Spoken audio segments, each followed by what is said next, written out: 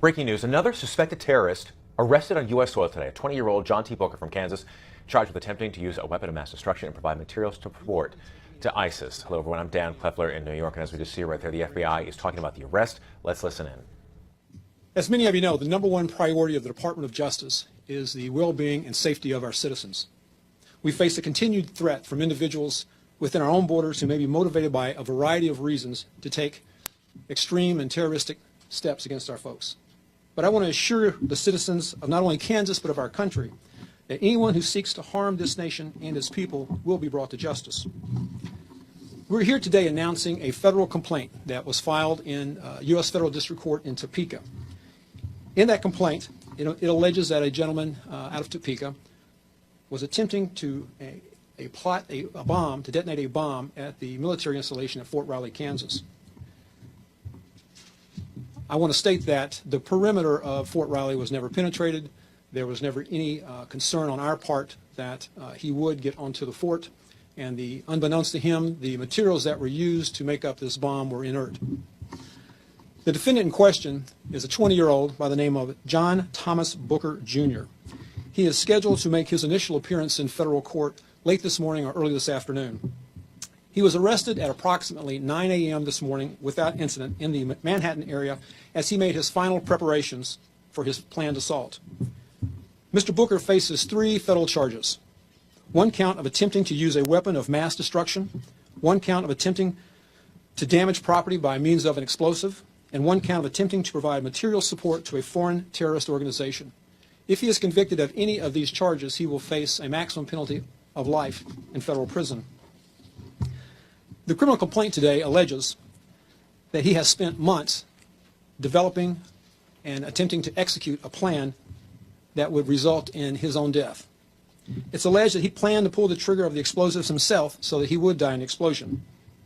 It's alleged that he told another individual that detonating a suicide bomb was his #1 aspiration because he couldn't be captured, all the evidence would be destroyed, and he would be guaranteed to hit his target. The complaint further alleges that he identified Fort Riley as a good target. He did that because he believed the post was famous and that, quote, there are a lot of soldiers there, end of quote. The complaint also alleges that he put together what they're sometimes referred to as a martyr video or a propaganda video to be played after his death. In that video, he addresses the American public, and he said he wanted members of the public whose sons and daughters were members of the military, that he wanted to get their loved ones out of the military immediately. He said because the Islamic State is coming for them. He said that they were targets in their homes, at their bases, recruiting stations, or in the streets. This particular defendant has been under investigation for some time by the FBI's Joint Terrorism Task Force. And it's alleged that since March of this year, he's been plotting to construct an explosive device for an attack on American soil. He repeatedly stated his desire to engage in violent jihad on behalf of the Islamic State of Iraq, otherwise known as ISIL. Over a period of months, he began doing and taking actions that were more than just mere talking. He started to carry out plans and taking steps necessary to put the bomb together and ultimately to deliver it for destruction. The complaint alleges that he took the following steps. He assisted in acquiring components so that he could make a bomb that would be contained in a vehicle. He produced a propaganda video, as I said, that was to be played after his death. He rented a storage locker in Topeka to store components for the explosive device. And he was the one who identified Fort Riley as the target. And he took all these actions while declaring his commitment to trigger the bomb himself so that he would become a martyr. Because of the amazing work of the FBI and the Joint Terrorism Task Force, Mr. Booker was arrested without incident this morning near Manhattan as he undertook his final preparations to carry out his plan. Unfortunately, today's announcement once again reminds us that we in law enforcement have to remain vigilant, that there is not a moment when we can let our guard down. We can't think of something as horrific as the Alpha P. Murrah building 20 years ago as something in the distant past. This is something that we have to stand guard on 24/7.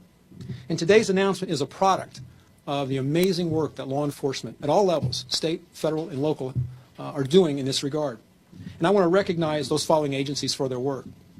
Members of the FBI Joint Terrorism Task Force, the FBI, the Kansas Bureau of Investigation, the Topeka Police Department, and the Kansas Highway Patrol. And I also want to make a statement for the record that Mr. Booker, as an accused person, has the same rights as any other American citizen. He is presumed innocent until proven guilty. The criminal complaint in this case merely contains the allegations of criminal conduct, and the burden of that proof rests with the government. Now I'd like to turn the podium over to Special Agent Eric Jackson to speak to you, and then I have a comment or two after Eric finishes. Eric. First, thank you, Barry, and thank you to the members of the FBI's Joint Terrorism Task Force. Today's arrest emphasizes the continued and ongoing threat to our nation's security and the need for law enforcement and the public to remain vigilant. As we were reminded again last week in New York, we are reminded again today that terrorism and recruitment on U.S. soil is a very real threat. My predecessor stood here before you less than a year and a half ago, announcing with U.S. Attorney Grissom a similar arrest. The arrest of John Thomas Booker, Jr. is another U.S. citizen who repeatedly expressed his desire to commit violent jihad on U.S. soil inspired by the Islamic State of Iraq and the Levant and ISIL. Today's threat was real, and Booker was fully committed to his plan. Now more than ever, we must remain vigilant. We must continue to work with our law enforcement partners, and we must rely on you, the community at large, to be attentive and to report suspicious activity. As law enforcement, we are charged with and have an obligation to take actions to protect the public whenever an individual expresses a desire to commit violence. Allowing an individual intent on killing people to proceed without a government response is not an option and will never be an option. Law enforcement working with our partners must continue to detect, disrupt, and deter attacks to our nation against our citizens and our freedom. This individual's actions should by no means reflect upon any religious community or places of worship. I want to reassure the public that at no time was there ever any breach of Fort Riley military base. Recently, the command staff at Fort Riley worked hand in hand with law enforcement to ensure the utmost security and protection for the men and women who serve our country and the surrounding communities that support the base. Today's arrest emphasizes the tremendous working relationship amongst law enforcement within the state of Kansas and highlights the ongoing need for interagency cooperation with our partners and those that comprise the Fort Riley Threat Working Group.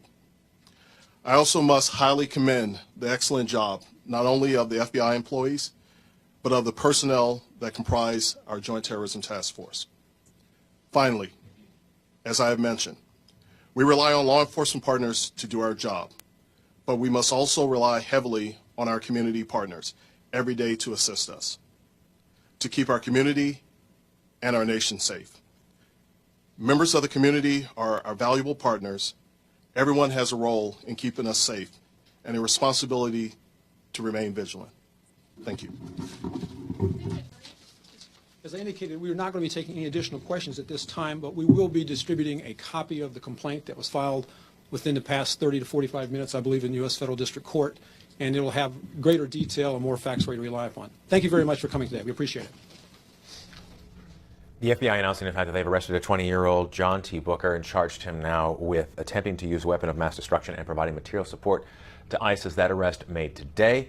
And of course, the story continues to develop, and you can keep up to date with the very latest by downloading the ABC News app and starring the story for updates on the go. I'm Dan Kleffler in New York.